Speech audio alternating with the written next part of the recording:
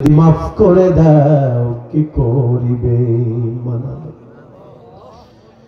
রব্বুল আলামিন শুক্রবার দিন পবিত্র জুমার দিনের নামাজ আদায় করে বৈকালীন সময় থেকে শুরু করে গভীর রাত, গভীর রজনী পর্যন্ত কালামুল্লাহ থেকে হাদিসে মুবারাকা থেকে কথা শুনেছি। যারা কথা বলেছেন, কথা শুনেছেন, আল্লাহ কথাগুলো তুমি প্র্যাকটিক্যাল লাইফে আমল করে তোমার প্যারা বান্দা হওয়ার তৌফিক দিয়া দাও। আল্লাহ তাআলা ইবাদতের উসিলায় জিন্দেগীর সব গুনাহগুলো ক্ষমা করে দাও।